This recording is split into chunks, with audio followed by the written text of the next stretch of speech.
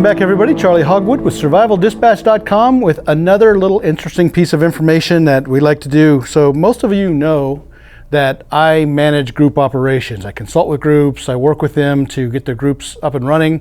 We focus and hone their team dynamics, and I'm really big into the planning side of things. And when it comes to planning, that's not the sexy, glamorous side of survival like we all, seem to want to do, get out and run and gun and play in the woods and light things on fire.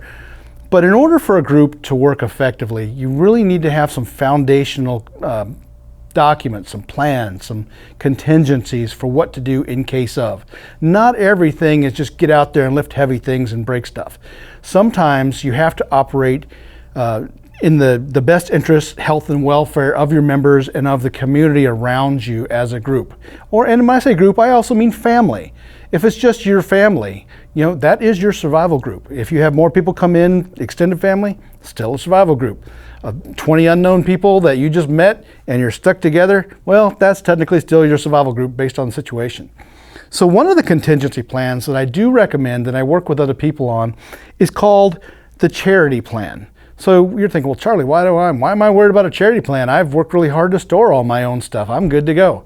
Well, if somebody knocks on your door and there's a small child there that is hungry or thirsty or needs medical attention, or a family, and they know you have stuff because your OPSEC is not as effective as you'd like it to be. So in that case, it helps to have a plan, a procedure, a standard operating procedure, an SOP, if you will, on how to deal with those kind of situations. So the group charity plan essentially is designed to help others help themselves. You may have heard me talk in the past during survival group discussions about the stray cat syndrome. What happens when you feed the stray cat today? How many stray cats show up tomorrow? That cat and 10, 11 of his other friends, and you're pretty soon going to be out of cat food. If that cat food is the food that your family is supposed to be eating and you keep giving it away, you yourself are going to be in refugee crisis. So the charity plan is what we call charitable triage.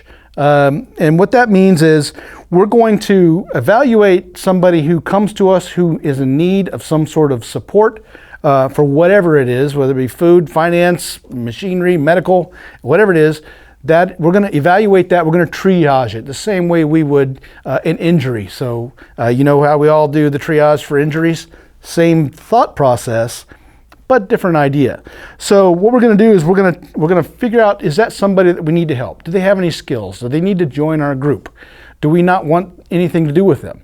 Do we want to offer them something and then send them away? Do we want to keep them here and keep supporting them? Do we want to send them away and tell them we don't have anything? If you're standing there having that discussion in a doorway and you're making it up as you go, that's going to be a problem. It's not going to be clear. It's not going to come off with any authority and leadership and conviction. And anybody who's looking to manipulate you will take advantage of that weakness and that uncertainty. By having this plan, you'll know exactly what to say, how to deal with that situation, and when to accept people in and when to send them on down the road.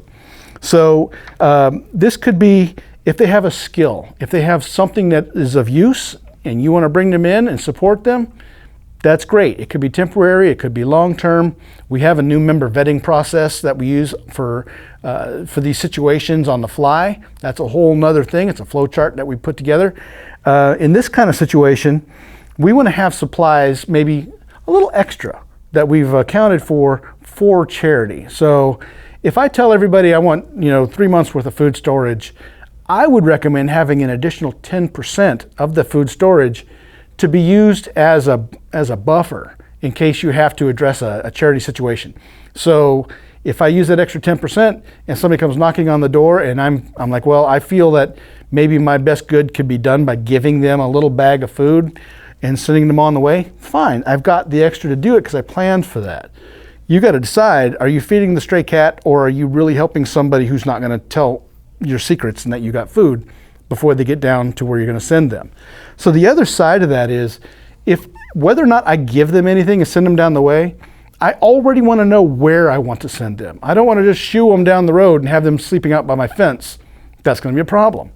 But if I know that there's a relief point that the city has established, or there's a church that's taking in refugees, or something along that line, that they're providing some sort of assistance, then I can say, there's a church down here about a mile down on the left. You can go to that place. Here's a paper with the address. Maybe I've already got that printed up. I can hand that to them and say, I hope you best of luck. I wish I had more to share with you, but we don't have anything left. And then you could send them on down the way. And then by the way you have that discussion, hopefully they will take you seriously and not ever come back, if that's what you're looking for. But on this document, so on the form, and we'll get you a copy of the downloadable PDF, is we're going to list the locations of that facility in that area so that you can tell them where to go. Give them a couple of options. If they can't find it, they may come back. Now, the other side of that is group member assistance. Let's say that you had a problem with a member. Let's say we have an elderly person in the group, and that person is not living in the same retreat, with us. They're across town, a couple blocks away. Well, now what we can do is, for that, we can create a roster of caregivers in our network or our group or our neighborhood and say, okay, you can go down and help Mrs. Kravitz today, drop her off a little bag of food. Then tomorrow you go down and help Mrs. Kravitz and drop her off a bag of food. And you can spread that effort around your members of your group or your neighborhood to help that person out. So you can make a list on your form. These are the people and when they're going and what they're going to do for that person. Now, if you want to let them know that you've helped them, that's fine. But are you creating a stray cat syndrome because now Mrs. Kravitz's grandson shows up and he knows that you're delivering food and now you can no longer deliver food. You've given everything you can. There's nothing left in your larder. So that person knows it was you. Now they come banging on your door. We're going back to where we started again. You got a person now who's banging on the door that knows you got food. How do you avoid that situation? How about anonymous charity? Anonymous charity, so you know that Mrs. Kravitz is going to be hungry. You know she needs assistance. You don't tell her that she's going to get assistance, but you send those people down in the dark of night or some other time when she's not aware, and you leave the bag on her step and you walk away. That's the other side of this. So you can make a list on the other page here of the neighbors that you suspect might need some assistance, but you don't want them to know where that assistance came from. Anonymous charity can be cut off at any time without those repercussions like we talked about before. So they get it, they wake up, they get a bag on the doorstep every day, once a week, whatever works for you, whatever you can do. And when it gets to the point when you can no longer support that operation, you just stop doing it. And then unfortunately they're gonna have to be on their own. But they're not gonna be coming down there banging on your door because they're mad because you started giving them things before, now you cut them off. And you can avoid that situation with a proper plan. And the contingency plan of charity planning is one of those steps. So I strongly recommend, check this out. We'll get you a document on it so you can download it and start thinking about these kinds of things. So until next time, this is Charley Hogwood with Survival Dispatch. Check out these kind of things and all the other kinds of information that we put out on Survival Dispatch Insider at insider.survivaldispatch.com. Until next time, this is Charley, I'm out.